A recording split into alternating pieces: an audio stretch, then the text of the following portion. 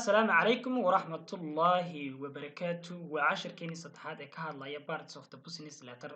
sida ama qaabka loo qoro business letter marka la qorayo business letter qaabo kala duwan baa loo qoraa isagoo business letter marka business letter qorayso qaabka loo qorayso gudbinayso xogta kolba waxaad doonaysid ama mawduuca doonaysid inaad ka qorto aad ka hadasho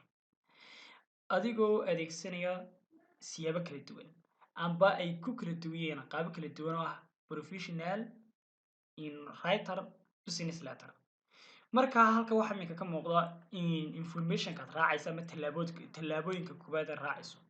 waa ina warqadaadii laga helaa headerkii waa ina warqadaadii laga helaa addresskii waa ina body u samaysaa waa ina accumulatorka u samaysaa sidoo kale waxa aan ka maqnaanay inaad u samayso signature saxiixii sidoo kale inaad u samayso warqadii marka qaabka loo qoriyo warqada aad u samaynayso kolba waxay ku xidhnaanaysaa informationkaad gudbinayso iyo meesha doonaysid inaad u qorto ma external business baad ku qoraysaa ma internal baad qoraysaa ma shaqaalahaad u qoraysaa mise tusaale ahaan waxaad dalbanaysaa tusaale ahaan company baad alaab ka dalbanaysaa iyo companygaas aad doonaysaa inaad u dirto business letter aad u qorto ku saabsan inay alaab aad ka codsanayso mise branch baad u qoraysaa qayb ah oo alaabooyin amba xog amba aad doonaysid inaad wax kaga gudbiso marka mise shaqaalahaad u qoraysaa marka way kala duwan yihiin meeshaad ka qorayso iyo sidaad u qorayso sifahaad u qorayso marka waxaan eegi doonaa inagoo eegi doona bal business letter aynu qornay companyga iyo tusaale ahaan ku bixin doona bal warqad aynu business letter aynu qornay markaad qorayso iminka tusaale ahaan warqadan baan qornay waa business letter marka xagga sare waxa ku qoran waa phone numberkii goobta phone numberkii line-ka emailkii oo companyga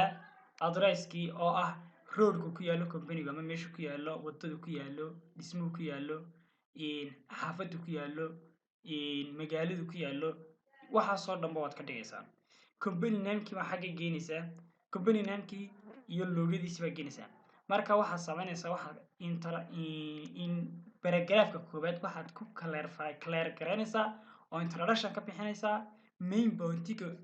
uu ka hadlayo waxaad qoraysaa waa paragraafka koowaad ma badinaysid in kooban oo bu-ah oo abaaraysa main pointiga introductionka business letterkaad qoraysay paragraafka labaad waxaad ku explain garaynaysaa important waxa muhiimka aad u qorayso warqada business letterkaad qorayso waxa muhiim u ah aad doonaysid inaad ka hadasho main pointiga ayaa iyadana ku qoraysaa paragraafka saddexaad waxaad soo xiraysaa main pointigii adigoo warqada waxyaabo ka hadlayay ayaad hadallo iyo ereyo ka hadlaya mahadnaq iyo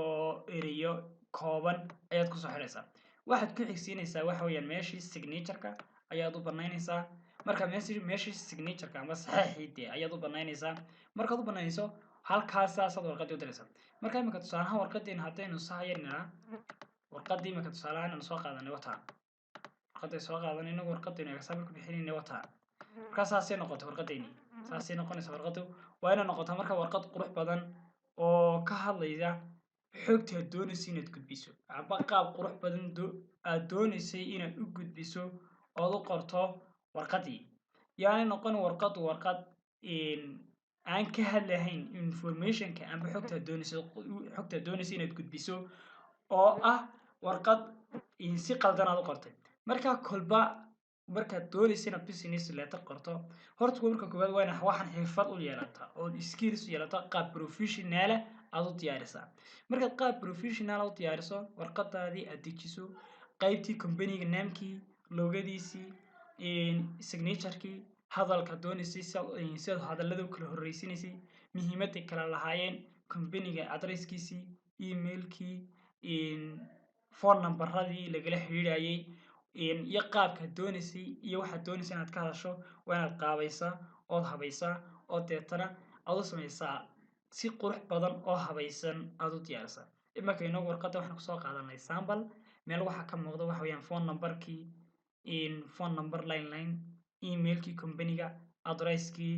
company namekii logadii inay warqadu business letter tahay inaad warqada inta hore aad ku sharaxdo main pointiga aad ka hadlayso warqadda inta dambe inta dhexa aad ku sharaxdo waxaad doonaysa inaad ka hadasho oo explain si faahfaahsan oo kooban oo abaaraysa buug dhan oo abaaraysa buugdaas waa inaad ka hadashaa way abaarta waxaad doonaysid amba information aad doonaysid inaad ka hadasho qorto inaad conclusion u samayso soo xidho ood u samayso recommendation soo xidhid ah oo ka hadlaya hadalladii aad qortay iyo waxaad doonaysa inaad ka hadasho iyo ujeedada doonaysa inaad warqadooda u qorto inaad soo samayso soo koobitaan dhammaystiran oo ah informationkii xogtaad doonaysid ku saabsanaa inaad ka hadasho signaturkii saxiixii baa raacsan marka qaab qurux badan oo warqadaad u dejinayso waa inaad marka hore aad qaababka loo dejiyo warqadda aad taqaanaa oo qoraalka sida u dhacayaan aad taqaanaa oo garaamar ahaan iyo qoraal ahaanba aad habaysaa marka iminka warqadda halka ka muuqata waxa weeyaan warqad saambal ah oo aynu saambal ahaan usoo qaadanay sambalkaasoo ka hadlaya sida loo qoro business letter sida loo qoro markaa sambal weeyaan markaa sambalkan aad aragto waad diyaarin kartaa businessya letter kala duwan ayaad qori kartaa oo diyaarin kartaa marka insha allah bidmillahi kariim inta min kusoo koobaynaa assalaamu calaykum waraxmatullaahi wabarakaatuh